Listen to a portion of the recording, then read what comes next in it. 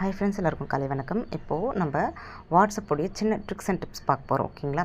இப்போ ஒரு லவ்வரோ இல்லை கேர்ள் ஃப்ரெண்டோ யாரோ உங்களுக்கு வாட்ஸ்அப்பில் நோயினு மெசேஜ் பண்ணுறாங்க. ஆனால் உங்களுக்கு அது ஆஃப்லைன் காட்டணும், ஆனால் நெட் யூஸ் ஆகணும்.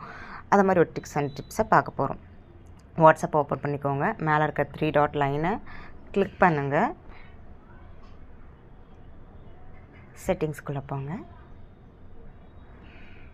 ஸ்டோரேஜ் அண்ட் டேட்டாவை கிளிக் பண்ணுங்கள். கீழே ப்ராக்ஸி அதை டிக் பண்ணுங்கள். நான் ஆல்ரெடி 1.1.1.1 வச்சுருக்கேன்.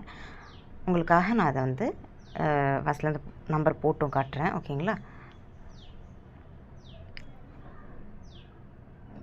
1.1.1.1. ஓகே, இப்போ டிக் பண்ணிங்கன்னா அது ஓகேன்னு காட்டாது. நீங்கள் டிக் பண்ணிட்டு வெளியே வந்துட்டு யூஸ்டு ப்ராக்ஸியை ஆன் பண்ணிக்கோங்க. நீங்கள் மேலே பார்த்தா தெரியும், எனக்கு நெட்டு நான் ஆன் பண்ணியிருக்கேன். ஓகேங்களா? இப்போ வெளியே வாங்க. வெளியே வந்துட்டு பாருங்கள், மெசேஜ் போட்டு பாருங்கள். நீங்கள் ஆன்லைனில் தான் இருக்கீங்க. ஓகேவா? நெட்டு உங்களுக்கு ஆனில் தான் இருக்குது.